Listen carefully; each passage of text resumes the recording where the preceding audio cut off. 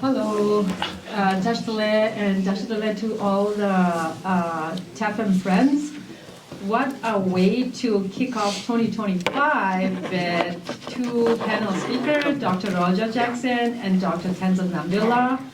I know that this Buddhism Talk series is our fourth series, and I think with the new board member, we had been pretty busy and we were not able to initiate the Buddhism Talk in the last few months. However, I think this is a really great way to begin 2025, and we can always use some concepts with the Buddhism and a dying process. I know that there's so many of our younger generation, older, so death and dying is a concept that we all need to familiarize and then be acquainted to, especially with our elder generation passing and have terminal disease. We always look at the death process as very skeptical, whereas in Buddhism, there's a whole different explanation.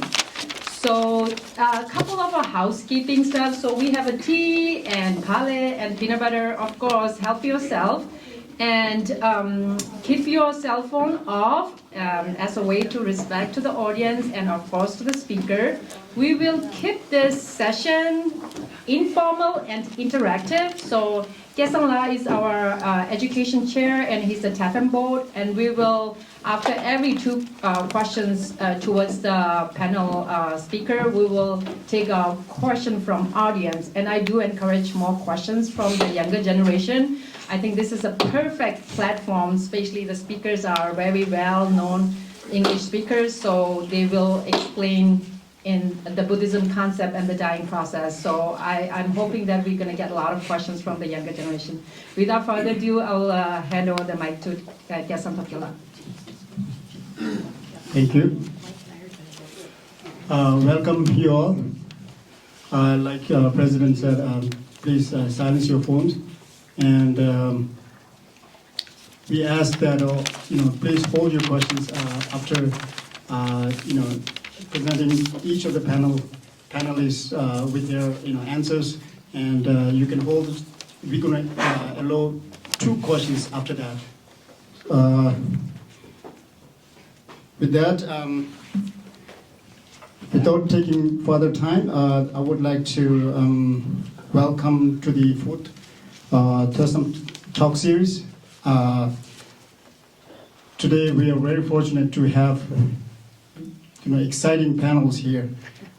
Two amazing panelists. This is a legendary moment, I think we can say that. Yeah, I'm sure you all are eager to hear them, and and that is like I mentioned, the structure of the the discussion is we're going to have questions after each of their presentation. So both, I don't know whether I can give them a specific time frame for them to present, or I don't know how long, let them figure out how long they're going to take. So so let me begin with my first questions. Oh yeah, sorry, I'm sorry. Yeah, I'm sorry. Yeah. Yeah. I'm sorry. This is my first time moderating a panel discussion, so please bear with me.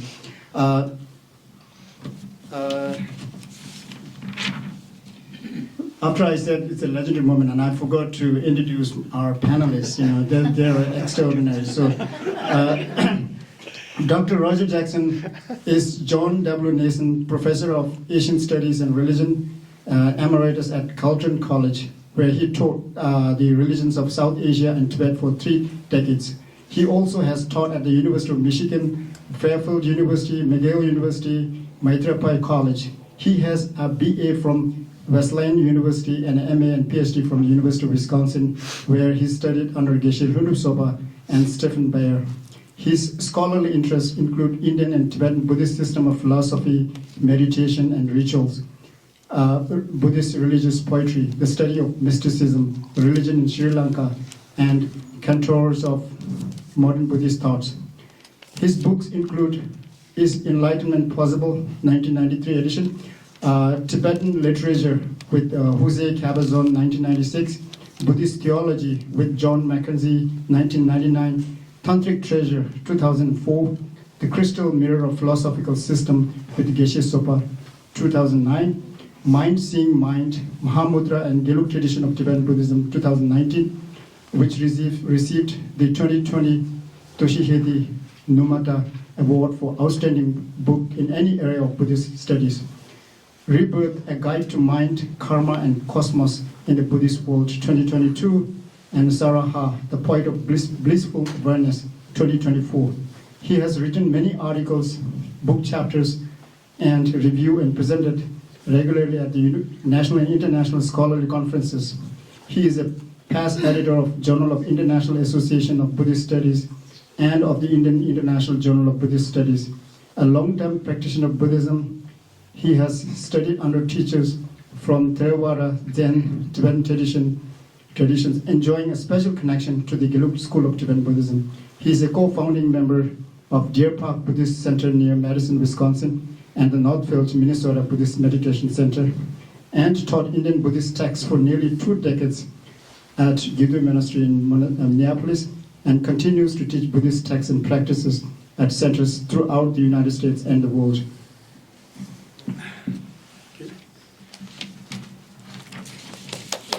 Thank you. And please allow me to introduce our second panelist, Dr. Tenzin Namdul. Dr. Tenzin Namdul is a medical anthropologist and a Tibetan medicine doctor. He received his PhD in medical anthropology from Emory University, Atlanta, and was trained as a doctor of Tibetan medicine at the Menzikhan Tibetan Medical College in Dharamsala, India. Tenzin is an assistant professor and the director of Tibetan Healing Initiative at Earl E. Becken Center for Spirituality and Healing at the University of Minnesota. His work focuses on death and dying, aging, end-of-life care, cross-cultural medicine, and resilience.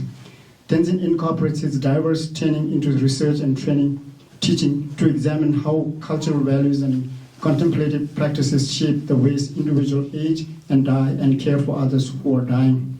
Tenzin's current research is an interdisciplinary study of healthy aging among Tibetan Buddhist monks in India. Thank you.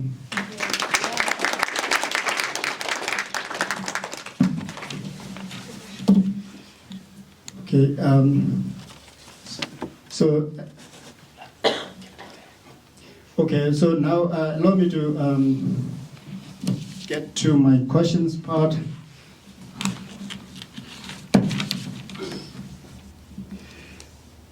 So Dr. Roger, with your 3 decades of teaching and author over dozens of books related to Buddhism, and with your study and research extends beyond Tibetan Buddhism, could you briefly contextualize Tibetan Buddhism vis-a-vis other religions and other Buddhist traditions and identify what is unique about it in terms of doctrines, culture, and institution, etc.? Great. Can you hear me okay? Yeah. Yeah. Lost my clip. Okay.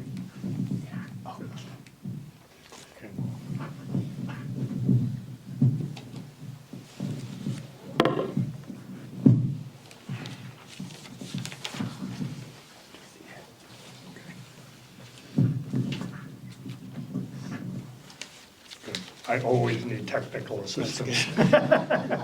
Anyway, that question will typically result in like a 15-week course. So I'm not going to do justice to it. And I want to say, first of all, I'm very honored to be asked to participate in this panel. TAFM is, I think I've been around since TAFM was created, and it's done wonderful things for the Tibetan community, and I'm happy to chip in what very little I can from my own perspective this evening. Anyway, the question, as I say, is a kind of a big one, but what I want to do is try first to say something about Buddhism vis-a-vis other world religions, not in terms so much of doctrine, but actually demographics, just to give you a picture of that, and then to say something about Tibetan Buddhism vis-a-vis other types of Buddhism, again, more with a focus on the demographics, and then to talk a little bit about the different types of Buddhism as they expanded out of India, and then finally to just highlight a few features of Tibetan Buddhism that seem to me distinctive relative to other types of Buddhism. So that's, I'll actually keep this reasonably short. It sounds, as I said, like a whole course, but I will try to keep it brief. So again, strictly in terms of numbers, we need to remember that surveys taken of who believes what, who adheres to what religion are always to be, they're suspect. We don't, there's no absolutely hard data on it. So what I'm giving you here is basically what I could get off of some internet searches today in various sites, some of them more reliable than others, and many of them disagreeing with the others. So take this with many grains of salt. But you know, Buddhism is, of course, I think for most of us here, kind of the focus of our own religious identity. Maybe not everybody in this room, but Tibetans by and large, of course, as we know, do tend to identify with Buddhism. But interestingly, when you look at Buddhism over against other religious traditions in terms of, quote, number of adherents, best estimates anyway, excuse me, Christianity has 2.4 billion. Remember, the population of the planet has just passed about 8 billion. So roughly a third of the people on Earth, or at least a third of the people who have some kind of religious identity, identify themselves as Christian of one type or another, Protestant, Catholic, Orthodox, whatever it may be. Second then is Islam, 1.8 billion by the best estimates, and that's about a quarter of the people who have some kind of specific religious identity. Third would be Hinduism, 1.1 billion, roughly speaking, about 15%. Buddhism comes in fourth. Not that this is a race that anybody's actually trying to run, but by the best estimates I could see, the average seemed to be about 500 million, which is about 6.6, maybe 7% of the people on Earth, or at least those who have religious identities. And you know, I think what comes in right after that are sort of indigenous or native traditions of one kind or another, whether in Africa, North America, South Asia, wherever they might be. And then, you know, down the list, there are obviously many others: Judaism, Sikhism, Parsis, and many others. So that's where Buddhism is, at least in terms of the apparent number of adherents. Now, when we look specifically at Tibet within Buddhism, and we try to understand, again, just from a strictly demographic point of view as best we can, there are, if we're saying 500 million or so, and I'm not sure, please don't check my math, because not my strong suit, but so this may not add up exactly, but it'll probably be fairly close. So if we talk about the Theravada Buddhist world, right, of Sri Lanka and Southeast Asia, the best estimates I've seen are about 125 million out of that 500 million Buddhists.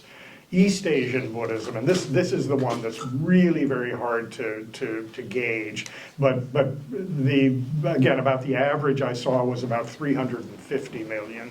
The reason this is so tricky is that it's very hard to say how many Buddhists there are in the sort of main part of China. I mean, I consider Tibet to be a separate country, right, like most of you, but the estimates of the number of Chinese who practice Buddhism in one way or another is all over the map. I mean, we can be quite certain that Japan and Korea and Vietnam, who are also, these are all East Asian Buddhist traditions, the numbers are a little more secure there, not as hard to estimate, but China, given its policies, given its history in the last half century or more, is very, very difficult to say. Tibetan Buddhism is what I would consider part of Inner Asian Buddhism. I mean, Tibet is the homeland of Inner Asian Buddhism in the same way that China is the homeland originally of East Asian Buddhism, and Sri Lanka arguably is the original homeland of Theravada Buddhism. In any case, if we put together those who practice more or less Tibetan traditions in the Tibetan parts of China, Bhutan, some parts of Nepal, there are, I guess, some parts of, perhaps of Burma too, Myanmar. But anyway, rough estimate, so it's really only maybe about 10 million. So again, just as Buddhism is in some ways relatively small compared to some of the other, quote, major world religions, we could do a whole course on the meaning of those terms too, but we won't. So by the same token, Tibetan Buddhism is relatively small, demographically speaking, relative to the East Asian and Theravada traditions of Buddhism. It should be mentioned too that in what I would call continental South Asia, that is excluding Sri Lanka, but India, Bangladesh, probably not much in Pakistan or Afghanistan these days, but still the estimates are that there are roughly 10 million Buddhists in India and Bangladesh, especially, and parts of Nepal. Nepal is complicated because you've got many different strains intersecting there. So there's as many Buddhists in continental South Asia now as there are probably, quote, Tibetan-style Buddhists or Inner Asian Buddhists. And just for one last comparison point, outside of Asia, this includes the West, but other, the West broadly construed, but also parts of Africa, the Middle East, and so forth, where there are Buddhists. You go down a list of the number of Buddhists in any given country, and almost, most of the countries in the world are on there. It's often like less than 10,000 or something like that, but it's certainly a phenomenon that's spread, and the number that I've arrived at there was roughly 6 million, with the USA being around 3.5 million. And again, I couldn't find a good breakdown of the American Buddhist community into the categories I've been using. But I think we need to remember that probably the considerable majority, probably about half the Buddhists in America are what we might call, I like to call heritage Buddhists. That is, people who were born into cultures, whether it was here or it was somewhere in Asia, who are from traditionally Buddhist cultures, and probably about half are what we sometimes call convert Buddhists. There's been a lot of debate about what terms we should use, but in any case, it's probably roughly half and half. But of the overall total, probably the majority are those who follow East Asian Pure Land traditions, especially from Japan, but from China to some degree as well. So we've got Theravada Buddhists, we've got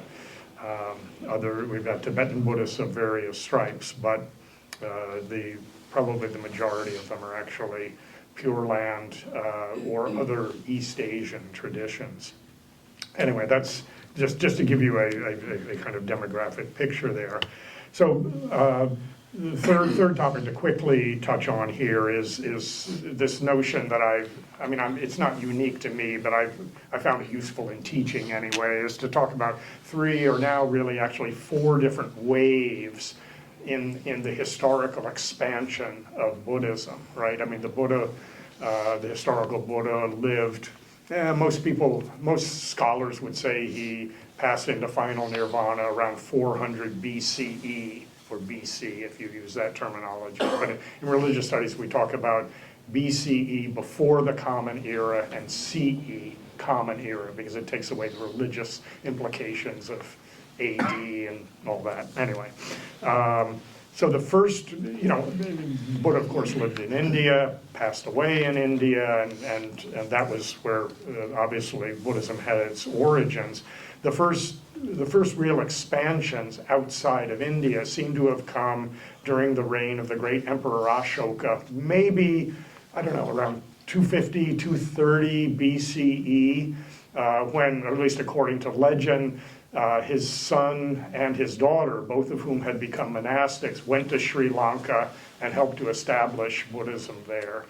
They took a sprig from the Bodhi tree and planted it in Anuradhapura, and it's still there. It's one of the oldest continuously documented trees in the world. And in fact, when they had to put the Bodhi tree in Bodh Gaya back up, they went to Sri Lanka to get a branch off of that. Anyway, that's a side issue. But in any case, from Sri Lanka in time, and there were many more complications to this, but I'm giving a kind of quick and dirty and simple timeline here. From Sri Lanka, Buddhism spread to what's now called Myanmar, but Burma, known to many of you as Burma, as well as Cambodia, and then in time Laos and Thailand. So these again, it's a complicated historical picture because Mahayana had a role to play, but in time, Theravada came to be the dominant form of Buddhism because that's what was taken to Sri Lanka supposedly by Ashoka's son and daughter. So that's the first wave that kind of washed out of India. The second one then is about, I guess it's about 400 years later, about 150 of the Common Era, again, supposedly under the great Emperor Kanishka, who was a great North Indian king in that era. And he was an enthusiastic Buddhist, and he sent missions out of India, very much as Ashoka had a few hundred years earlier. He wanted to establish trade with China and Central Asia, and so he sent these caravans up onto the Silk Road, which was already well established, and Buddhist monks, and in some cases nuns, kind of tagged along with these caravans and took Buddhism really for the first time, especially to China. And so the earliest Chinese Buddhist records we have are from 100 to 150 of the Common Era, roughly. And from China, then, as I indicated before, it eventually spread to Korea and Japan and Vietnam, and these constitute then if you will, the East Asian Buddhist world. And so the third and final pre-modern wave of Buddhism to come out of India starts about 650 of the Common Era, when, and this is all familiar territory to most of you, King Songtsen Gampo of the Yarlung Valley, southeast of Lhasa, sent armies, it can't be escaped, he sent armies to, in various directions, and everywhere he went, he found Buddhists, whether it was, west in Central Asia, east in China, south in northern India. At the very least, there were Buddhists in all these regions.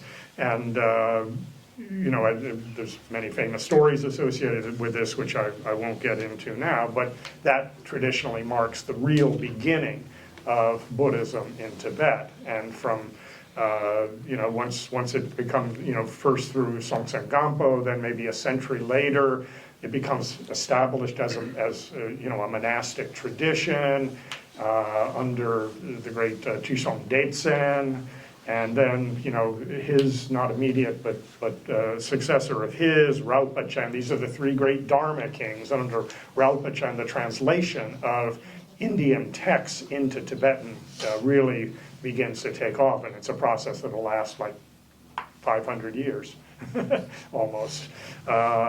And of course, from Tibet, it then spreads to the Mongol regions eventually, to what's now Bhutan, what's now Ladakh, and so forth. So these are the three great kind of spheres of traditional Buddhism and how they came washing out of India. And of course, the irony, just to note briefly, the irony is that at the point where Tibetan Buddhism is really becoming very well established, let's say around the year 1200, it collapses in India. So the image that I've sometimes used for this, I don't know, those of you who've been in India and particularly have seen like banyan tree groves, know that sometimes there was an original banyan tree, which of course sends out these great branches, and the branches drop down aerial roots, and those take root and become trees on their own, And sometimes you'll see like this circle of banyan trees, and there's, in the middle is where the original tree must have been. This was the situation of Buddhism in 1200. Of course, the last spread of Buddhism, perhaps not as significant, but of course we're in the midst of it, so it seems significant to us, is the spread maybe starting about the year 1800 to the West, and to various cultures in Europe and North America in particular, but other places as well. And that's it's a whole other story. But again, in some ways, we're all in the midst of it, whichever culture we may come from. Final point to quickly make here, and this list could be much longer, but as I was sitting at my computer this afternoon, these were the ones that jumped up to my mind as features of Tibetan Buddhism that make it distinctive relative to other Buddhist traditions, right? I mean, all Buddhists are going to say they accept the Four Noble Truths. All Buddhist traditions have rich sets of ritual practices. All Buddhist traditions recognize meditation as probably the surest route to spiritual awakening.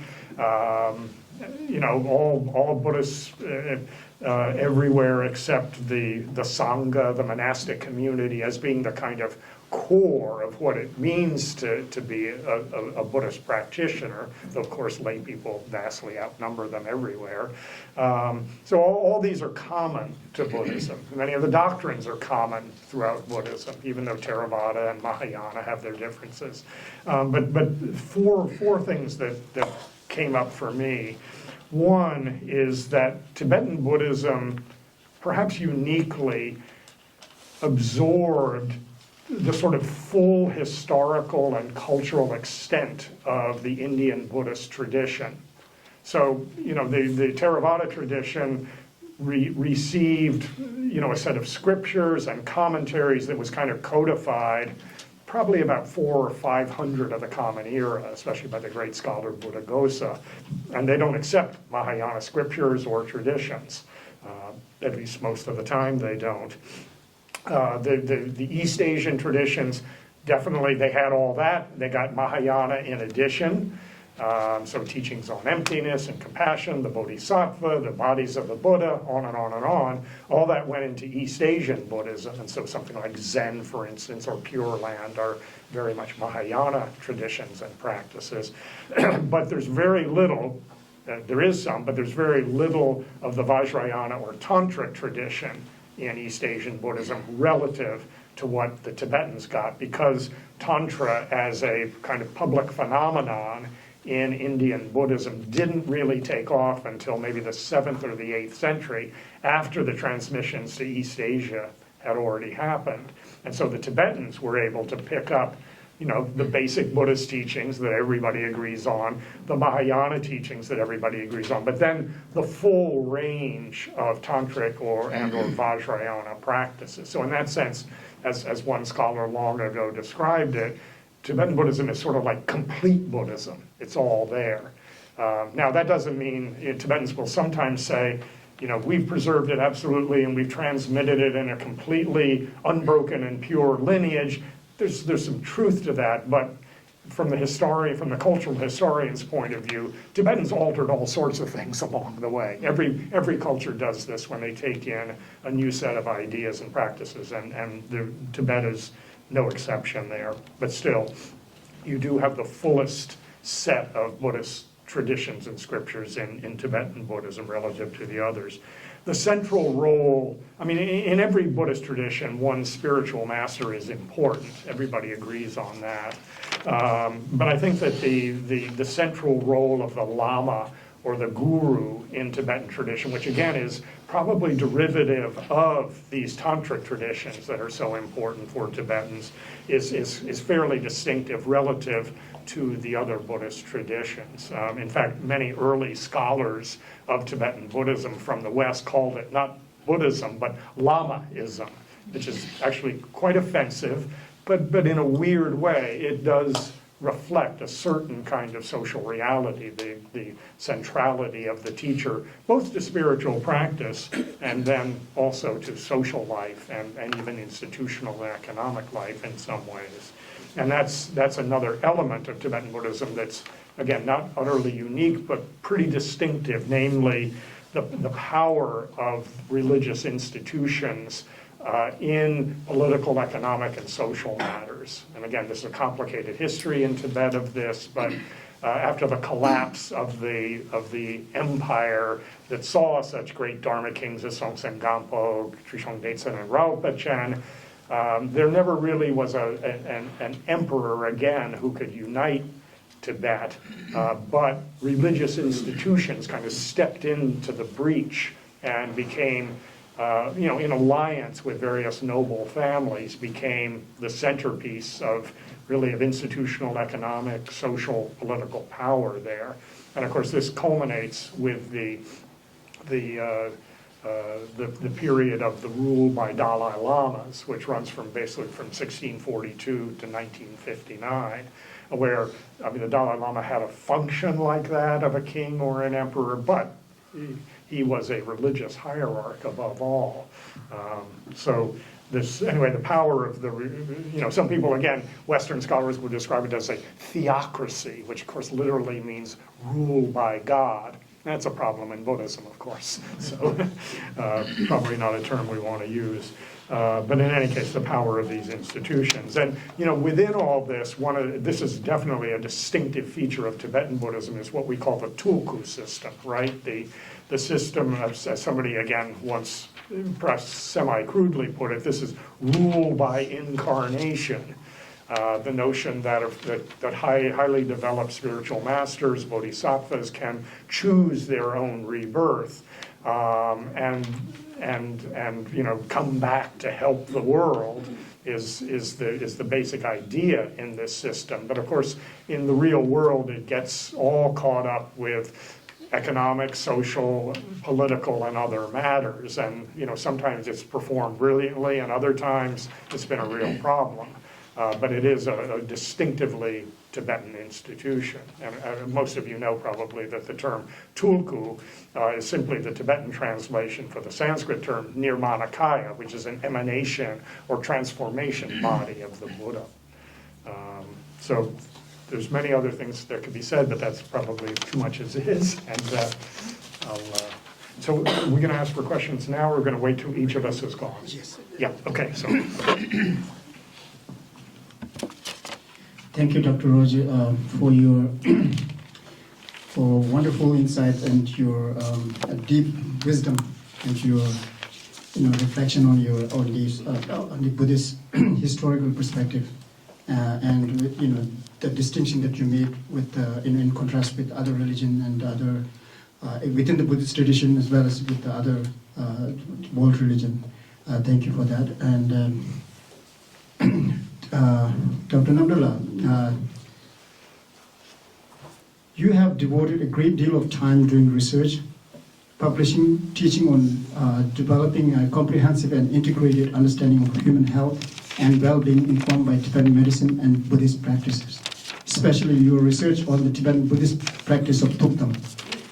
Could you tell us what inspired or influenced you to choose such research work and teaching? How can you contextualize your work in Western or non-Buddhist culture? Thank you. And I forgot to mention, Dr. Namdul has come up with a book called Tibetan Medicine and You with Dr. Marian, and it's on Amazon, if you're interested. Thank you. Thank you. Thank you, Gisela. Thank you for the quick plug-in. But we'll talk more about that later on. But really, before I respond to Gesama's question, I wanted to thank each one of you for showing up on a Friday evening.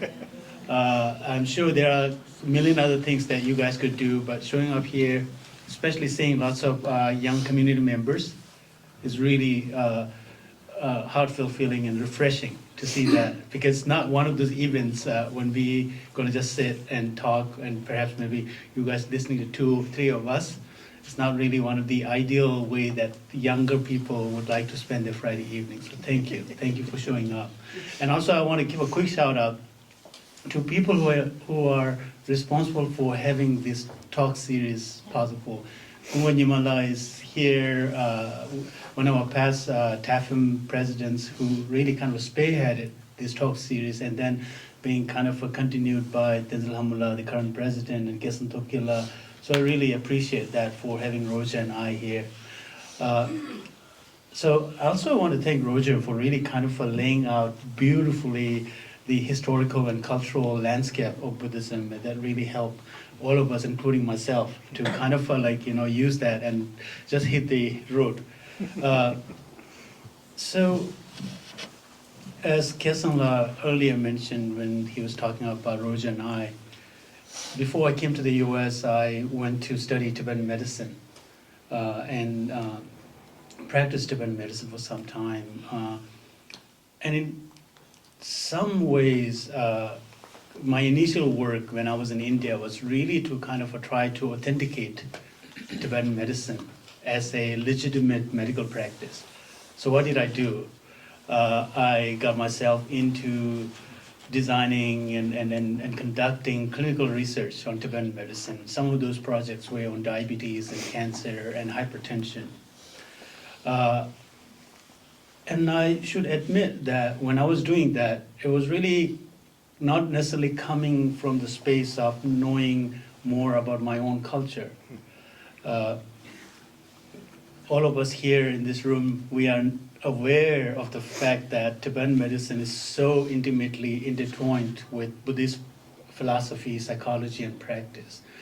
And as Roger alluded to earlier, so beautifully, that in 7th or 8th century when Buddhism came from India to Tibet, in respect to Tibetan medicine, we made our own alteration, because Tibetan medicine also in many ways came from India. If you guys have heard about Indian Ayurveda medicine, it's very, very similar, right? But what did we do once Ayurveda medicine or Indian Buddhism came to Tibet? We co-opted both these systems, taking advantage of what we have in our environment, what we have in our vista, so to speak. But when I situate myself, I really don't have much understanding about that very fact that how Tibetan medicine and Buddhism is so intertwined. And so I was very much kind of contextualizing Tibetan medicine in the realm of Western biomedical practice. So I kind of got through my first initial years medical practice, and then I remember there was this international collaboration between Menzikan, or the Tibetan Medical Institute, Delhi Hospital that is located in Dharamsala. Some of you might know about Delhi Hospital. And then in collaboration with University of Wisconsin Medicine, at that time it was called Brain Imaging Lab, led by Dr. Richie Davidson. Now it's a Center for Healthy Minds. And the study was on studying Tukdam. And Kesanla alluded to that earlier as well. Tukdam, I would assume most of us here know, but for our younger friends. So Tukdam, in a very rough translation, it could be referred to as creating a situation where you are in touch and in control or taming your consciousness at the extremely subtle level. So like when we are sleeping, right? When we are in a rapid eye movement phase of sleep, we get to that state of mind and body where it's almost like we have this kind of a luminous experience of dreaming, and sometimes even knowing you're dreaming, and sometimes even being relieved or being excited or being not so excited about what you're dreaming and knowing it's just a dream, it's not real. So some of these Tibetan practitioners are able to use that extremely subtle level of consciousness to engage in meditation practice called Tukdam. And so a couple of us were trained to collect data, go around and be part of the research as a field investigator. And it was in 2007, I remember vividly, that we received a phone call from His Holiness the Dalai Lama's office saying that we got our first subject, our first case that we could now go and do study on. And so it was the 100th Ganden Tipa Tisu Rinpoche. It was at Debon Luseling Monkot, and myself and one of my colleagues who is a Western medical trained doctor, Dr. Yang Zum at Dela Hospital. So we were told, okay, we need to go right away. And at that time, it's not common to fly from Dharamsala to Delhi to go to southern India. So we take bus and we take trains. It takes forever to get to southern India. It takes almost 3-4 days, right? And so we were asked to just get the first flight. And so by the evening, we were in southern India.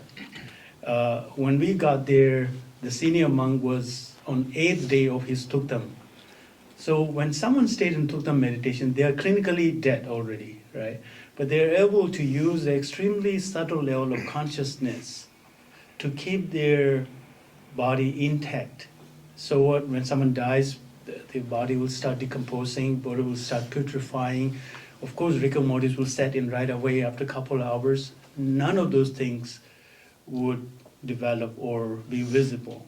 And these practitioners, for days and weeks and sometimes months, they're able to not only keep their body intact, but they also are able to produce some extraordinary manifestations in the form of a very extraordinarily sweet fragrance that the body will produce. The body will have the full level of radiance.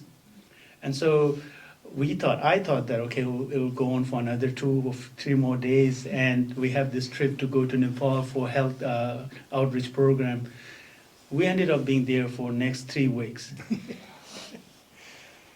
So it was really amazing, Roger. It was, for me, someone like me, it gave me a huge realization that I know nothing about my culture. Seriously. And by the 14th or 15th day, we had everyone, media from BBC, CNN, of course, Indian local newspaper, Times of India, Indian newspapers, they all were there.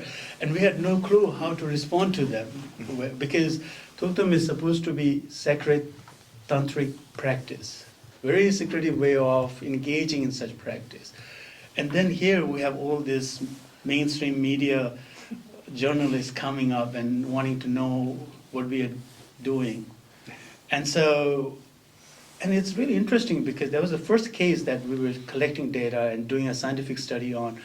And every time we were a little puzzled and confused and don't know what to do, His Holiness the Dalai Lama always seemed to send a message to our team. So now our team means like the main kind of inner circle of the Ganden Tisu Rinpoche. So we were, like me and my colleague, we were in like 3rd or 4th layers of that connection. And so we were getting information from those key attendants, right? Mm-hmm. And His Holiness the Dalai Lama had told them, it's time that we need to open up. Tell them what do you observe. Share what information that you are able to glean out of these practitioners, because everyone has to benefit from such cultural practice. And so then off we went, and we started to talk to everyone, all the media people. Long story short, after 18 days, there were a few occasions where we were not sure again that, do we need to engage in some practices to disrupt the Tuktam practice? Because there are all this other cultural interpretation that if someone stays in Tuktam for a long period of time, the reincarnation who will come after the deceased practitioner might have some challenging situation intellectually. But of course, there are all these expenses. Like every day there's a prayer, 300-400 monks will be there. The small house of the practitioners to whom he belongs to, they have to carry all the foods and refreshment and everything, right? So I went back to Dharamsala and I was just like, I'm just so done now. I really have to shake myself up and really have to do something. And that was in 2009. And I remember, I mean, since 2008. 2008, but You since called us. Mim and Mike were here, I called them up because at that time also there's a time when Obama won the election and everyone was getting excited, and I called them. I said, like, you know what I'm experiencing here, and they were all excited. I was just like, wow, it seems like they're all excited. They were excited because Obama won. That was in October, and so I shared with them, and then I went back to Dharamsala. There were Tibetan news channels waiting for us, VOA, some Tibetan Pangjin, Tibetan Times.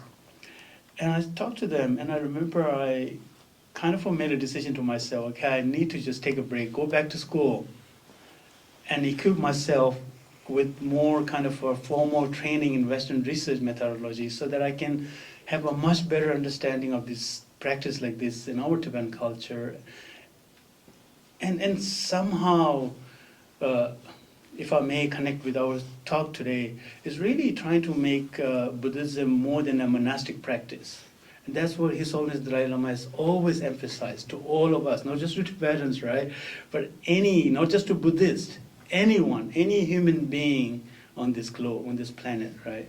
Because non-believer, atheists, agnostic, everyone can benefit from it. Of course, the other religious denominations that Roger, you referred to earlier.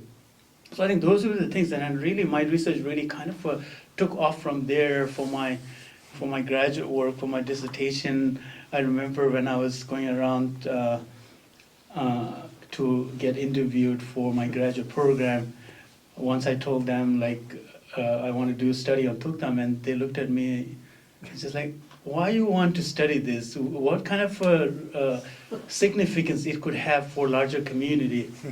And I remember saying this thing like, I see these practitioners like an athlete practicing their whole life, and remember, for them going to a later stage of their life, dying is like going to an Olympic meet. It's just like they go there with full excitement. They have been practicing that. And again, as Tenzin, you alluded there earlier, this is how they die. They are not excited or happy because they want to die, because they feel like they are fully prepared.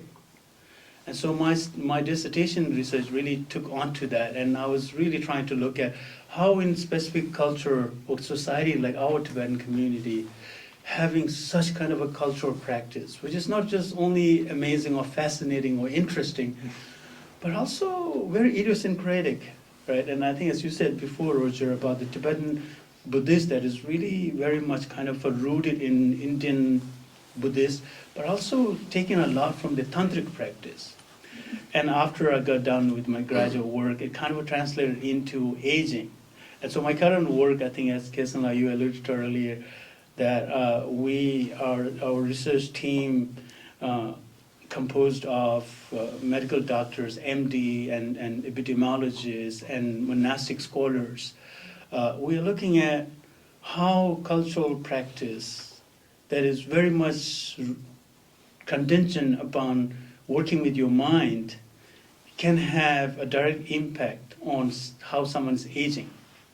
And so we're doing study now, and we finish our pilot study. Hopefully in coming years, we will have more to say about that, and really kind of tie up with what, Roger, you laid out for us, like how in certain cultural society, when we get something from other culture, other society, how we kind of make it our own, but we add into our own kind of idiosyncratic way of dealing with it. So it ended up being a little long, but that's how I really everything got contextualized with my work. Thank you. Thank you so much, Dr. Namdul. It's a very enlightening, very insightful information and your experience with, especially with the Tuktam research that you did. It's very enlightening. Thank you so much for that. And please, if you have any questions, we're going to have 2 questions. And after that, we're going to move to the next question. So please take the opportunity to ask.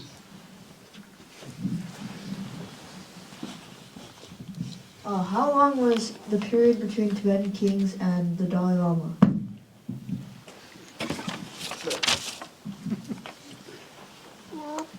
Can you hear me okay? Yeah. Keep reattaching this thing. The period of kings ended in about, actually, it's 8 and 6, almost exactly 600 years. The last of the great Dharma kings, Rinpoche, was assassinated, I think in 842, and the 5th Dalai Lama, who was the first Dalai Lama to actually have significant political power in Tibet, was installed in 1642, so long time.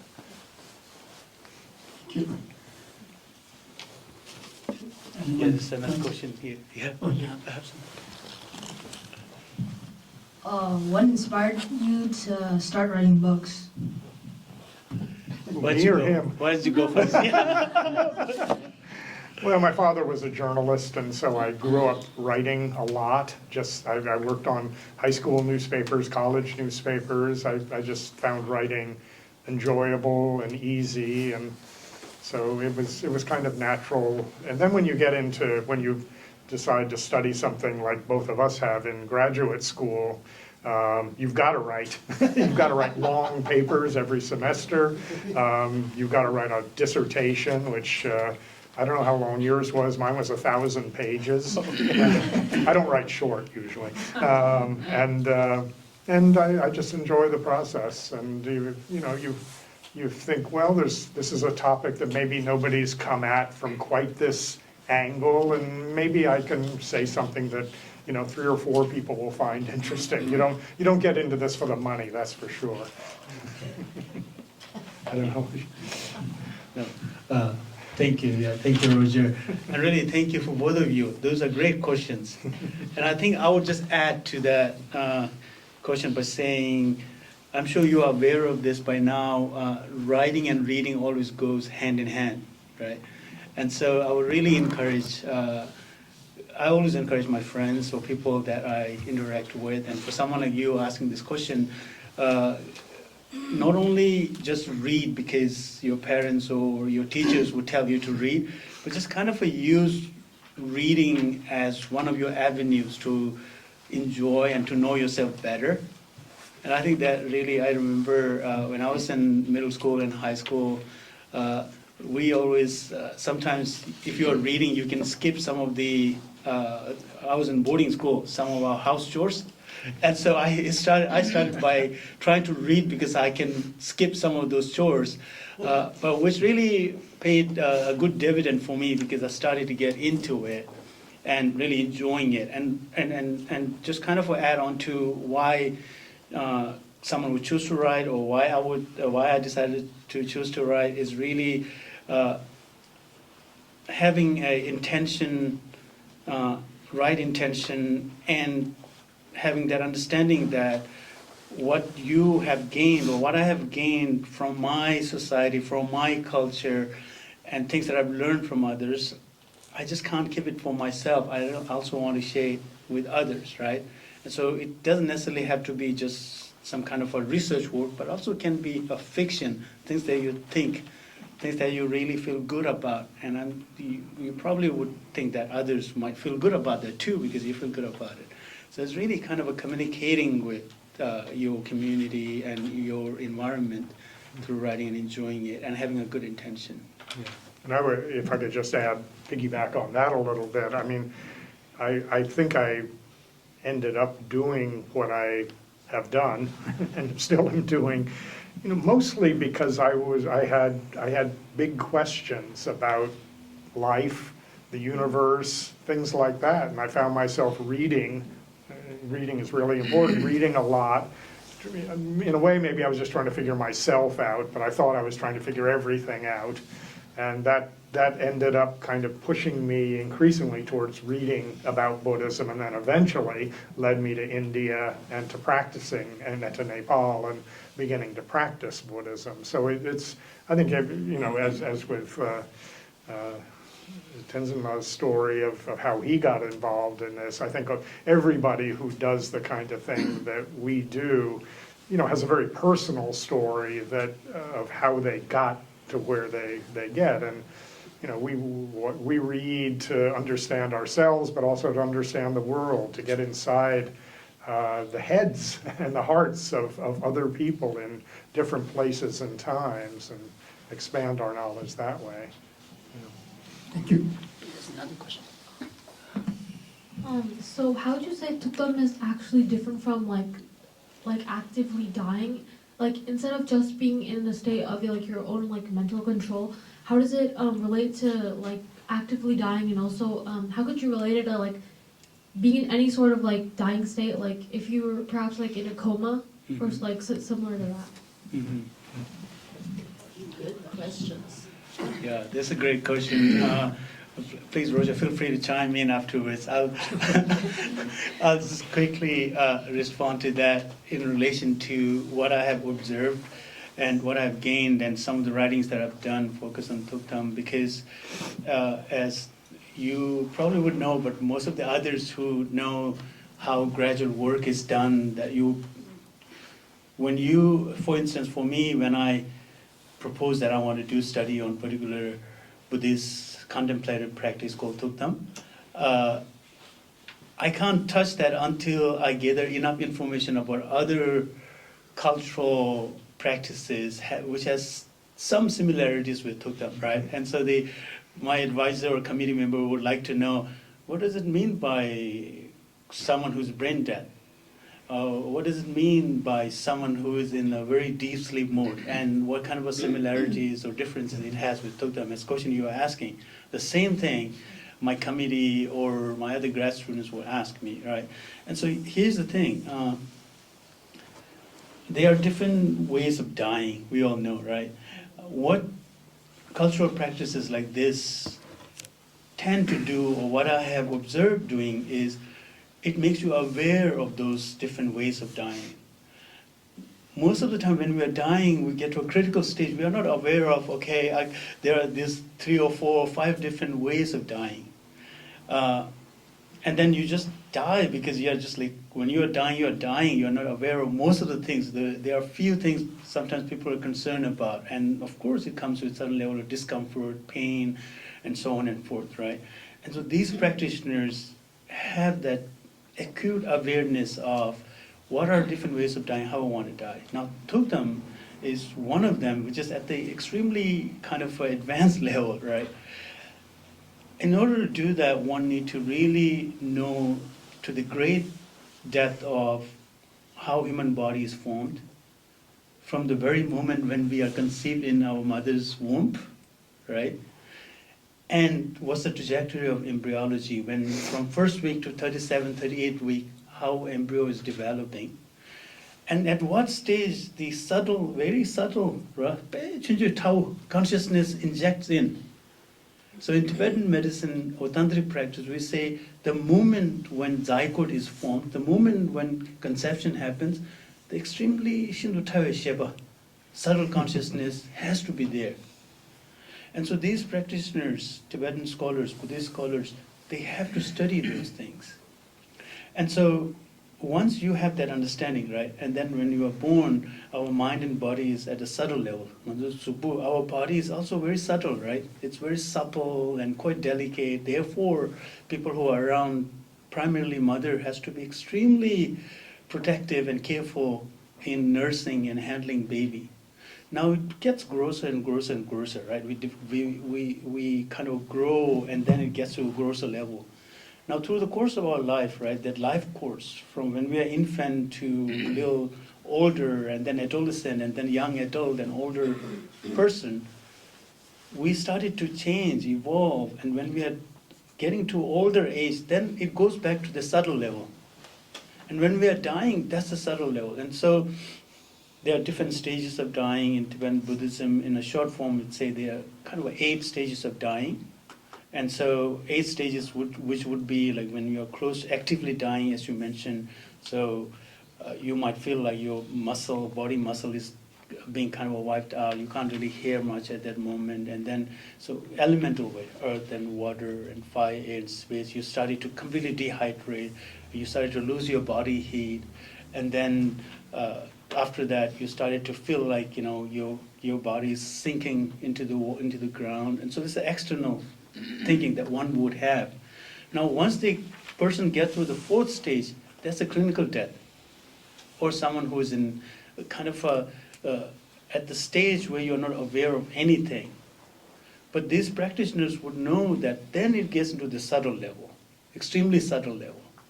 And they are aware of it, and they know how to utilize it, they know how to manipulate it. And so they're able to use that, and then Kalamba and Malamba and Naklamba, so it's a more kind of a technical term, but you feel like it's all white, you feel like it's pitch dark, you feel like it's a kind of a reddish color, and then eventually it will be whole luminous. What they call is the Chive cell. So Chive cell, once you get to that, then it's almost like the autumn sky. It's all clear, there's no cloud or nothing. And at that moment, a practitioner would use that moment to prolong their stages of dying, and they engage in the meditation. And so the practitioners that we would ask, they would say, when you're in that state of extremely subtle consciousness, the amount of time that you're able to spend meditating, if you spend 5 minutes, and there's no scientific study being done, but that's how they interpret it, 5 minutes of meditating in that extremely subtle state of consciousness could be equivalent to spending years of your life meditating, because it's just so, you're so zoned in, so to speak, right? So sometimes it happens like you're in a coffee shop, you're doing your stuff, right? And after a while you are so focused, you don't hear, you don't smell, you're just doing your work. All of a sudden, you realize that you are able to grasp everything, and then it's someone tap you on your shoulder, you just feel like, what the heck? Right? And so that's really when you're completely zoned in. And that's what the stages of dying occurs. And some people will simulate that when they're alive also. So they're like almost they're using their body and mind as a laboratory to simulate that. So that's really a kind of, I just wanted to make sure that everyone here, you asked this great question, but we get the kind of a general assumption of what's happening when someone is getting into the stages of dying and how it translates into someone entering Tukdam. So yeah, Roger, please. Well, my only sort of a follow-up question, I suppose, would be, given that, well, maybe I'll only speak for myself, but I am not a spiritual athlete of the sort that you described, and I suspect most people in this room don't think they are either.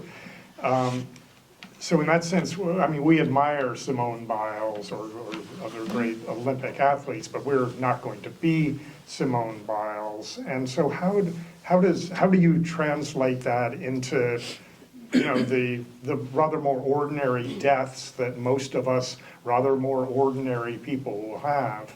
And a kind of side question is, does it matter what kind of a, for instance, you know, we talk about sudden death, if there's a death in a car crash or something, yeah, as opposed to, you know, a long kind of peaceful decline in bed or right, something like yeah, that. So how does this, how does this affect us, I suppose, Absolutely. would be the question. So is it okay if I respond to Roger's question? Sure. Now this is getting more interesting, because I think when we do a panel discussion, of course we want to engage with all of you who have come here, but I think also among panelists, I think it's really interesting when we get to engage in such questions. And so I'll respond by kind of using one of my teachers at the monastery. His name is Gye Pinzola. And every time I ask this question related to that, how about lake? Because when I was doing my study at the monastery in Depung and Ganden, Depung and Sarah, so it was in Monkot and Belakopi. So I was there for a couple of years, and I would jokingly tell people that sometimes I feel bad because every morning I'll be waiting for my phone to ring so that someone would tell me someone is dying, so that I can rush and go and observe and collect data or sometimes assist. And I'm basically collecting data, and there's this little bit of ethical kind of a dilemma there, right?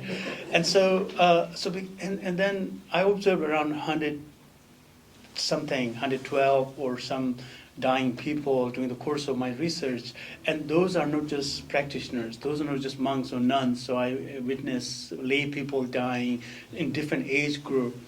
And my question was that to one of my teachers, like, how about this lay people? Because I have always stayed away from referring to any death as a good death or a bad death, right? Because death in a way is quite subjective. A good death for someone might not necessarily be a good death for high practitioner, as you were saying. And so I use the term quite intentionally, ideal death, right? But for the purpose of conversation, we would use good death every now and then. So I would ask my teacher, like, how do we resonate that with the lay community members? And he would say, to begin with, and I didn't ask that question for the first year or so, and he would say, Tenzin, you need to think about, as I mentioned earlier, different ways of dying, right?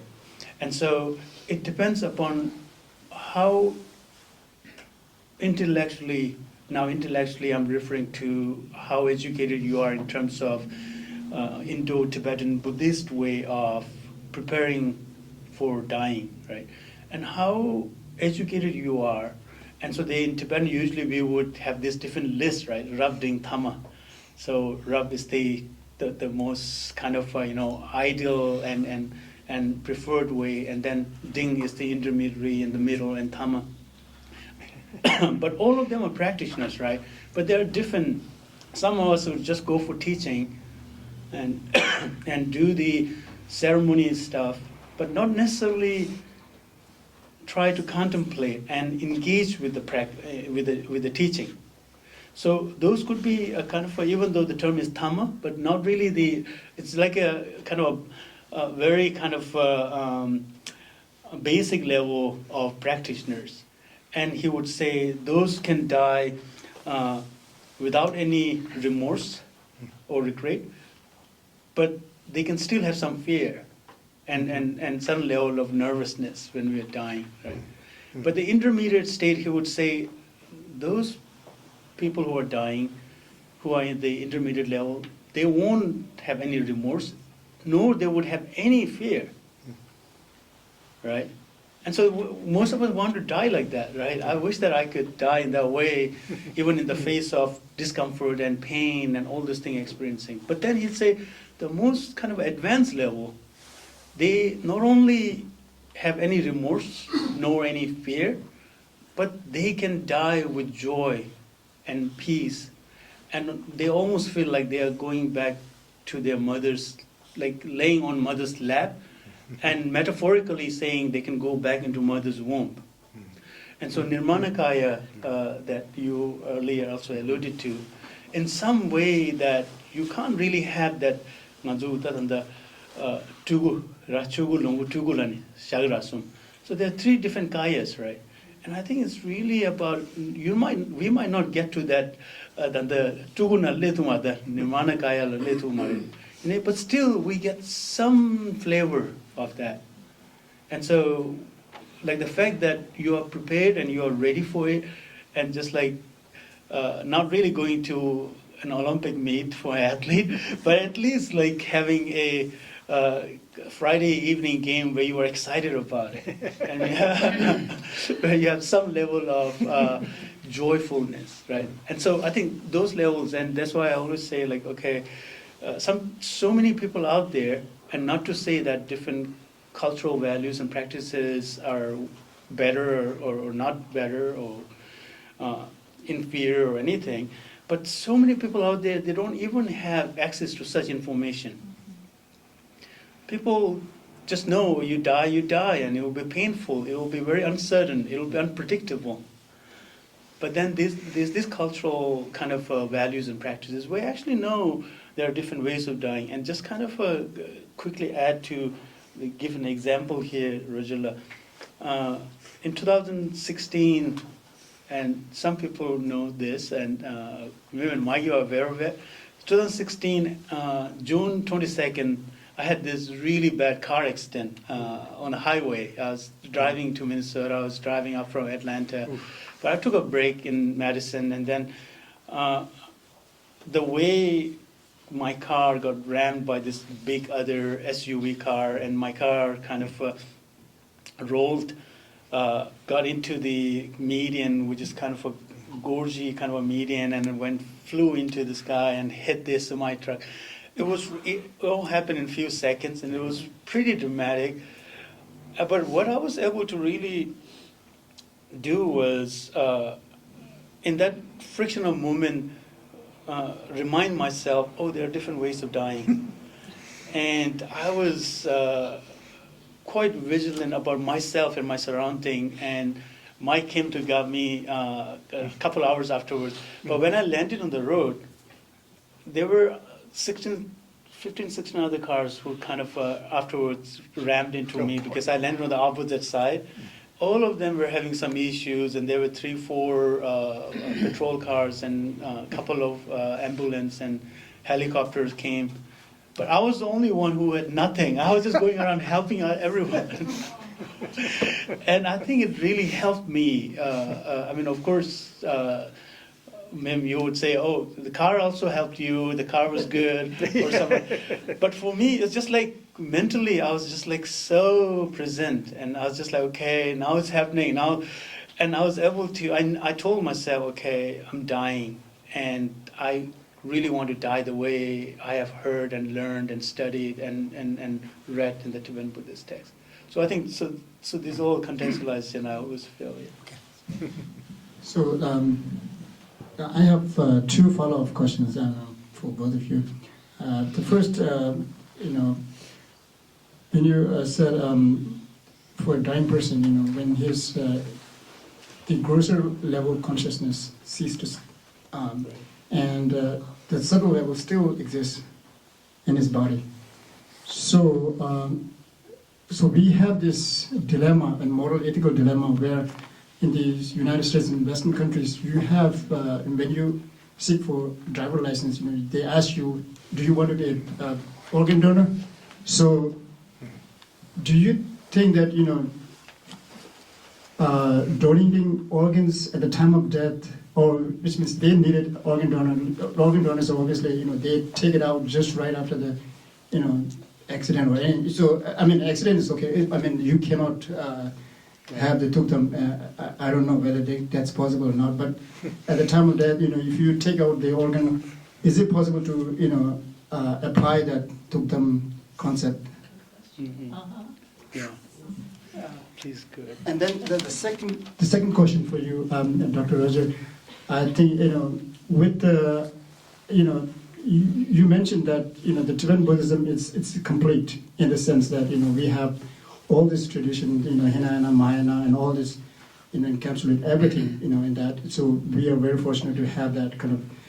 But in the South Asian countries, they practice Theravada, or I mean, in Thailand, I think they're Thailand, Sri Lanka, but their practices of Samaya, which it's a debating kind of a talking point, where they say that their Samaya is much more kind of better in the sense that they practice more intensely than Buddhist practitioner. That was our in the Tibetan tradition. So I know it's a debatable, but Okay. what is your thought on that? Okay. Those are 2 questions I have.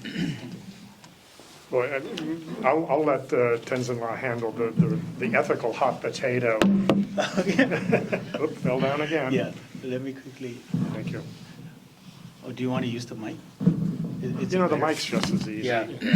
It's easier. Okay, thanks. I mean, my wife and I have, every time we renew our driver's licenses, we discuss this, the question about organ donation. And, on the one hand, and Pam, please chime in if it seems appropriate. It is a dilemma, really, because on the one hand, as you suggest, I'm not sure that tukdam, particularly if we're talking about cases of accidental death, which are often what precipitate organ donation, though not always, obviously, that tukdam is not, A, being who I am, tukdam is not likely. B, with that kind of death, tukdam is even less likely. And so does it matter then that my body is not allowed to be around, say, for 3 days, which is often the length of time. And you know, you could argue that, well, if that's the case, though, who knows, right? I mean, I don't, this is way beyond my, this is above my pay grade, shall we say. But that the act of organ donation is, I mean, we have plenty of examples from Buddhist literature of at least, you know, the Buddha in his previous lives, for instance, it wasn't organ donation per se, but giving up his body to the hungry tigress, for instance. And there are other examples like this. So you know, maybe if we check yes, do we set ourselves up at least for in our final, after we're gone, we help being bodhisattvas in maybe the only way we really can, given our spiritual level. So it's I think we usually check yes, don't we? I think you should pass the mic. Just saying. Thank you, Roger. I'll quickly add to that, and then I think the second question which Kesana asked, you can respond to that afterwards. No, this is really interesting question because the fact that my graduate work, dissertation research was on this particular topic, and I get asked this all the time. Like, what do you think about Tibetan Buddhist practitioners now that you're saying they engage in this meditation which goes through the stages of dying, and how do they relate to being an organ donor? So there are two ways of responding to this. I'll be very quick. The first one is really in the field of medical practice itself, especially like someone like me being a medical anthropologist, we always critique what's happening out there, right? Especially in medical practice. And so there's this lots of dilemma or critique about this whole thing about, you know, organ harvesting or taking out organs when someone is in the stage of whether coma or they are on ventilators. Because sometimes there's a situation where just for the reason that you need organs from people, you might hasten to make a decision whether someone is already brain dead, we want to put it on a ventilator, because then the moment someone says that, the people who are harvesting organs, they have already informed them and they are getting ready to come to you. So therefore, especially in Europe, even in Japan, some part of Asia and Korea, South Korea, these are very kind of a debated issue. And so when I was doing my work, I asked some of the senior practitioners, and I have to explain to them not about this whole debate, but just about like, I've been asked this question very often, and how do you see to this, that, you know, there's the probability of a practitioner staying in Thukdam meditation, and if you check yes for being an organ donor, what do you say? And almost all of them had told me, one or two of them, they are not really too sure what I meant by my question, but all of them would say, if someone died instantaneously, all of a sudden, there is no harm in being an organ donor. And then the external intervention could come in terms of being put on a ventilator or trying to preserve body. Because there's some part of body you might not be able to take it, right? If you take some time and then put on a ventilator or keep them alive, at least pumping blood into heart and brain, you might not get some part of the body. But otherwise, you are able to take in or harvest some of the organs. So these practitioners, and I remember when I was at Emory University, we have a few of our resident Buddhist teachers, Gishi Tamdula and Pendela.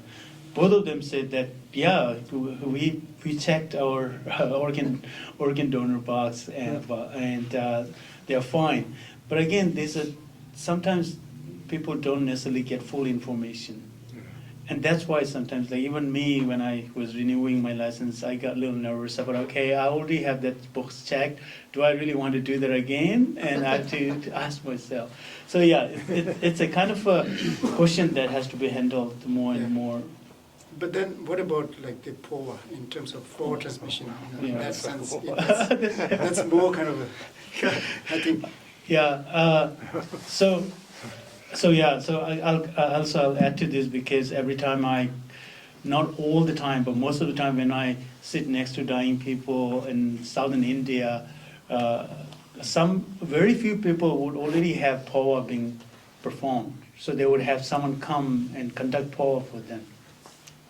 Now again, it's culturally quite subjective, I think, because I think everybody knows what pawa is. yeah, so we all know what pawa is, right? So, so maybe our younger friends maybe, but pawa and please Roger, feel free to add on to a very brief explanation I would do here. So pawa, if you translate in a normal Tibetan language or in English, usually pawa means to go from one place to another, right? Literal translation, right? To go from one place to another, pawa. But when we die or when we are going through the stages of dying, right? So if you look from the Tibetan medicine or tantric practice, so earth, water, fire, air, and space, sachu melu namka ne, then it have that transition, right? And when you are dying and when you are dead, your extremely subtle consciousness has, at some point of time, will leave your body. And so in Tibetan Buddhist practice or Tibetan medicine, someone would be declared dead only when one's consciousness will leave the body, which is a little different at the nuance level from Western medicine, because Western medicine, once one stops breathing and there's no any blood flow to the brain or whole brain, and then a person will be declared dead, and which has been applied over the years, decades, and all this information that we have. But in Tibetan Buddhism, that's the thing. And so pawa, again, in all the other culture, they have no cultural practice, and therefore those doesn't come into practice. And so for many of younger Tibetans, after 1 or 2 or 3 generations, if people are not even aware of pawa, then it doesn't even come into that conversation, right? And there won't be that kind of at the time of dying, sudden level of feeling that, oh, my pawa is being not done and what's going to happen. And so I think that's something that we need to engage in conversation, and how we can apply that. Again, the title of our talk is really engaging Buddhism in our daily lives. That's one of the things that how we can incorporate that into our life. And pawa could be understood and implemented when we are alive in our meditation practice or in our way of thinking of our mind and body. So, yeah. Well, the only thing I would add to that is just usually the notion with pawa is that another way of translating the word pawa is simply transference. Yes, he said going from one place to another, one state to another, and the assumption is that your consciousness at the point where it is ejected ejected from or leaves your body will be reborn. Now here we're getting into metaphysics, but this is the assumption that your consciousness will be reborn, for instance, in the Pure Land of Amitabha Buddha. Right? So the notion is that you can actually develop this practice on your own, but again, it's not an easy thing to do. It's said to be easier than many other tantric practices, but it's still not easy. And so what Tenzin was referring to is that most people on their deathbed, if they know of this practice, will request a lama to perform the transfer of consciousness, the pawa, for them. And we've had friends who have died, and we have been assured, oh yes, they were reborn in the Pure Land of Amitabha. Of course, I have no way of knowing that, but that's what the tradition says about it. Like sets of vows, right? Yeah. So probably moksha in a way. So I think just to reiterate, his question had to do with the different ways that vows, monastic vows, presumably, although of course we know there are lay vows as well, but I think we're talking about monastic vows, primarily are observed in the different Buddhist cultures. And this is not in my area of expertise at all, but I will say that what you have kind of inferred or heard, namely that Theravadins the rhetoric of Theravada is that these are the original teachings of the Buddha, these are the only teachings of the Buddha, and our way of practicing Buddhism is the only way that was really taught by the Buddha. Now, that's kind of a stereotype. You find much more flexibility among actual Theravadins, at least in my experience in places like Sri Lanka. But there is that claim about the kind of purity of their vows. And one thing is, I mean, without getting technical about it, there were different sets of monastic vows that developed in India. Sort of 4 major traditions, and the Theravada is one of those traditions of vows. There's one, Vinaya is the term, Dulwa in Tibetan, for the collection of monastic vows. There's another one that's observed most in East Asia, which was the Dharmaguptaka, and then the Tibetans use the Mula Sarvastivada.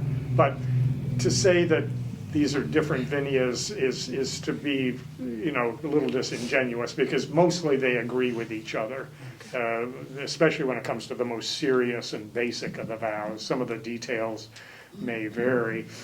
So it's really a question of cultural adaptation to the vows.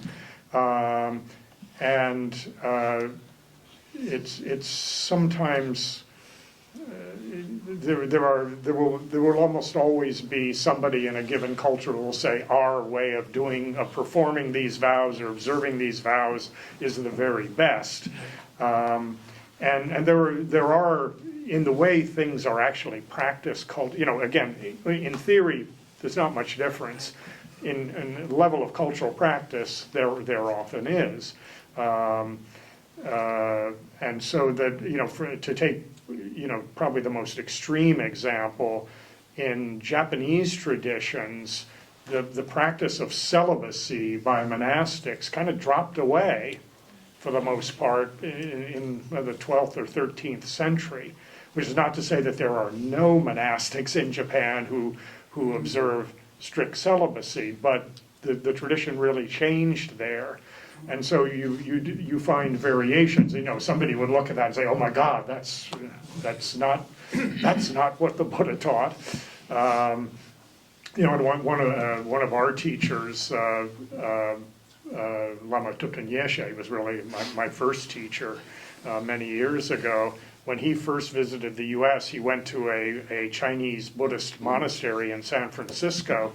And at least the story goes that they would not let him in the door until he recited all of the vows that he was keeping. So they took this very, very seriously. Now, the fact that they were all vegetarians, because Chinese Buddhists tend to be, and he as a Tibetan was not a vegetarian, didn't seem to be an issue at that point. And I'll say just on the Theravada end of things that, and this is just social reality, right? You go to any given monastery, whether it's a Tibetan monastery, a Theravadan monastery somewhere, a Chinese monastery, there's going to be all different levels of strictness in observing or not observing the vows. I spent, years ago when I was in Thailand, went to a monastery, and the monk that I was studying with was very disciplined, and I'm sure kept his vows very, very purely. But literally outside the back end of the monastery, a monk was selling stereo equipment. So, there are all these variations on it, and I think that any tradition that claims to be pure in any sense of the term is probably kidding us a little bit, because human beings are what they are, and they will be pure or impure as their karma and circumstances allow. That's right. All right. Thank you so much. Thank you so much, Dr. Roger, Dr. Namdul. So we will move on to the next question. Any more questions from the audience? Right here. Could you explain more on how Buddhism changed from India to Tibet? Okay. Well, again, Tibet has its own distinct culture and language before Buddhism ever arrived. It had its own religious traditions, including Bön, which most of you have probably heard of as the primary non-Buddhist religion of Tibet. And you know, it was a matter really of adapting to pre-existing Tibetan ways of seeing and experiencing and feeling the world. So, I mean, one of the examples that's often used, I think it's a pretty good one, at least it's indicative of the kind of changes, is that any number of Tibetan deities, often wrathful deities or nature deities of one kind or another, were absorbed into the Tibetan pantheon. And sort of they were given status in it. Buddhism in general has been extremely skillful at assimilating what they found in any given culture and making it part of Buddhism. Unlike some other religions, I mean, it's all very complicated when you talk about, say, Christianity or Islam. They're often depicted unfairly as being very inflexible and very absolute. And in fact, if you trace the history of the spread of Christianity or Islam, you find that actually there was much more willingness to sort of go with the local cultural flow in one way or another. But they had theologies that made that a little difficult at times. Buddhism is more flexible overall, and so wherever it's gone, it's taken on local customs, local deities, local practices, and you know, made those its own. But again, you know, as really I could easily have added the whole practice of Tukdam as one. We don't have, for instance, I think, again, I'm not expert on this, but I don't think there's very much evidence that this was a specific practice in India. No, I could not find it. Yeah, we just can't, I mean, that doesn't, you know, the documentation is often sketchy and patchy, so we don't really know, but this as the kind of description of the ideal way to die is pretty distinctively Tibetan. There is recognition, say, in Chinese Buddhism, that masters can sort of preserve their bodies after they die. So it's not, you know, it's not uniquely Tibetan, but that certainly would be one element of it as well. And you know, because actually my original training was more in the realm of philosophy, you know, and Tibetans will often say, well, we simply received the entire Indian Buddhist tradition and we maintained it without changing anything. I don't think it quite works that way. Certainly they maintained the spirit, they respected the texts, which they translated and interpreted and commented on, but there were any number of ways in which, you know, from the level of philosophy down to the level of ritual practices, Tibetans, you know, developed their own distinctive ways. Pam, do you want to? Well, I just had a quick question, because of course His Holiness the Dalai Lama frequently talks about the importance of the Nalanda tradition in India and how Tibet really preserved that tradition in a way that other areas of the world did not. So could you speak to that? Yeah, I mean, I would agree with that. I mean, the notion of the Nalanda tradition, which I think all of you who listen to His Holiness, but other teachers as well, are quite familiar with, and he has this wonderful prayer to the 17 Nalanda masters. I mean, the articulation of this as a specific tradition is actually an innovation, if you will, of His Holiness the Dalai Lama. There was not, I would say, from the evidence we have, a self-conscious Nalanda tradition until much more recently. But it's absolutely the case that the masters of this tradition that have been identified by His Holiness and others, I mean, they are, in many cases, they are teachers respected in other Mahayana Buddhist societies anyway, because this is a distinctly Mahayana set of teachers. But if we're talking about Nagarjuna and Aryadeva and Dignaga and Dharmakirti and Shantideva and so forth, most of these are recognized in other Mahayana Buddhist cultures as well. But the idea that there is you know, at least loosely speaking, this tradition, it's not that they all agreed with each other, far from it, they disagreed on many matters, but that this was the kind of great inheritance that the Tibetan tradition took over I would say that's a very good point, that is a distinctive feature of Tibetan Buddhism. Yeah.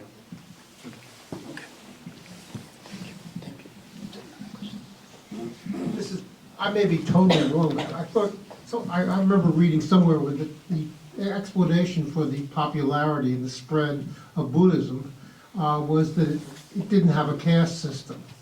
And so that a growing merchant class, a growing middle class, basically moved in the direction of Buddhism. Is that?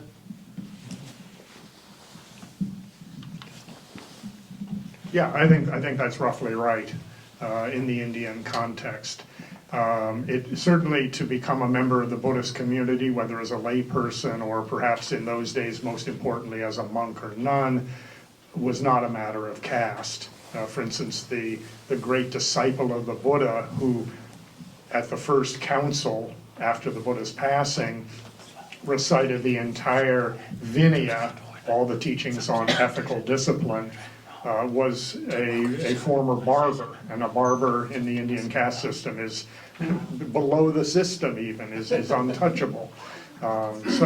So there are definitely elements of that, and this is probably one of the other elements of it is that because it's not that they didn't recognize the caste system or that they actually opposed the caste system, because actually in traditional Indian literature, the caste system is more or less assumed, but what the Buddhists would deny is that it is divinely ordained.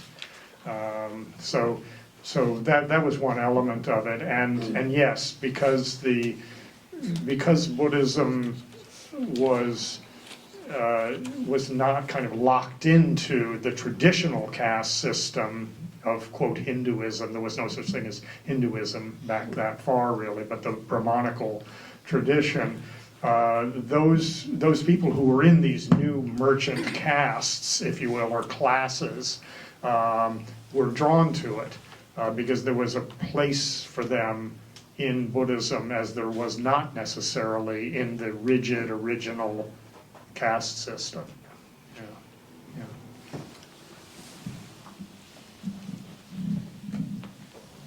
So my question is towards Dr. Namdul. So probably my question is twofold.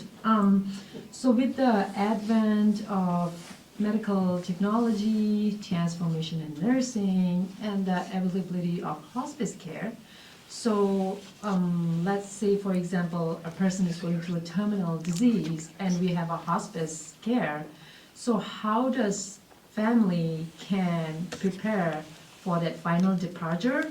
As well as on the other hand, we have this, let's say for a young 20-something patient suddenly diagnosed with really aggressive cancer, and the expert or the consult gave them 3 months or 6 months to live.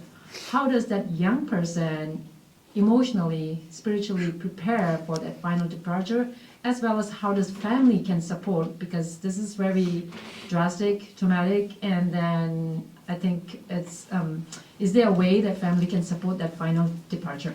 Thank you. Thank you, Ms. Lamla. This is a really important question, and I can just, I think we're also getting to the time, so maybe we can wrap this up, and I would like to use some of the cases that I have observed and collected data when I was in southern India. One difference that I'm sure you guys might have also observed, that what I saw from my work is the stark difference between people who are young and dying and people who are older and dying is really that resistance from the younger dying people. And so even though the younger patient might have been more informed with Buddhist teaching or certain practices or teachings that they have received from His Holiness or some other teachers, but also there's a little bit of more resistance from their body itself, because their body is younger, it's more energetic, and biologically, evolutionary, if you may, also it will have certain level of resistance. And so I had this few of them, but one particular case, the person, dying person who was in 30s, advanced cancer, spread out to spine. And my work was really at that time looking at how, not just looking at the doctors or spiritual guidance or the family members, but how they're working together in order to create the support system. And so most of the time, it's so critical to have some community members. So whether they are physician or whether they are someone with some level of cultural understanding, that who can come together and support and guide them. So sometimes just supporting itself doesn't necessarily help them much. You need to have some level of understanding to guide them. And so the younger dying person really had that support, not only from the physician of Western medical trained, but also Tibetan medicine trained. And then we have a monk from the nearby monastery, and they were working with the family members. And interestingly, and some of you might have also noticed that there's this kind of interesting dynamic where one of the key role players are coming in front and then the others are going in the background. And then there were times like when the family members had to be in the front and center, and sometimes the doctor, and sometimes a monk or a nun has to come front and center. And I think that's really what I call is a well culturally orchestrated support or hospice care. And I think that's something that is quite critical. When it comes to older patient, sometimes there will be a little bit of nervousness and some level of fear, but when they're actively dying, they seem to be so much more receptive toward the way their body is kind of slowly shutting down and how you can actually be there with the body. Because so many times, sometimes we don't necessarily let our body do its thing. And so mentally being with the body. And the other thing is for the younger people, sometimes mentally, even if we are trained, but the body sometimes doesn't come along with it. And so that's really how we can actually bring together the two components of biological and psychological, and then have that support system. That's what I feel. Yeah. Do you have anything to add to that?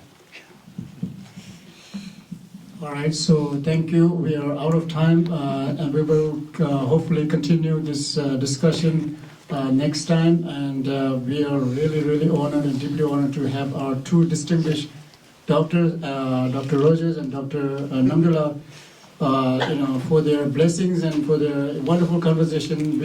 I hope, especially with the younger generation, youngsters, they have benefited a lot from today's discussion. And please join us next time when we have this session again. And thank you for your thoughtful and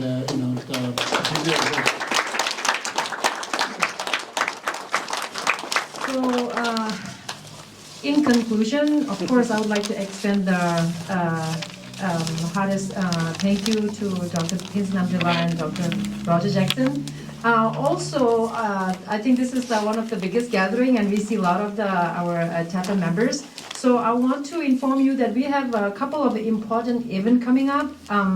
So probably on February 1st, we have a new program for Family Connection. So basically this program is for kids with a special need. We are seeing a little bit of an uptick of kids with a special need, especially autism and special cerebral palsy. So we have made a small group, and we're gonna meet here on Saturday, the first Saturday of February from 1:30 to 2:30. Of course, this is not a program for every other children, and the parents will be involved. It's not like one of those daycare. Second, I think February we will also have Dr. Samala talk about healthy aging and talk about life experiences and all this, the trauma the elder population went through, and then they can talk about experiences. So we don't have a date set up. And then on January 24th, we have a community outreach director from Centerpoint Utility Board. So bring your Excel Energy and Centerpoint bill, and they will talk and explain. And I think some of the family members have a lot of dependents. So there is a way to how to reduce the energy cost and be energy efficient. So this is a part of one of the grants, and we need to educate the community. So bring your Centerpoint bill and Excel Energy bill, and then learn ways to how to reduce the cost. And lastly, there will be an upcoming event at MIA. Dr. Tenzin Namdul and Drukpa Rinpoche on May 3rd, that's Saturday. There will be a conversation between Drukpa Rinpoche and Dr. Tenzin Namdul about death and dying, something like that. Okay, let me just extend this Tibetan scarf to Dr. Roger Jackson and Tenzin Namdul, and we'll take a group picture, so I don't want anybody to leave. Sure. Thank you.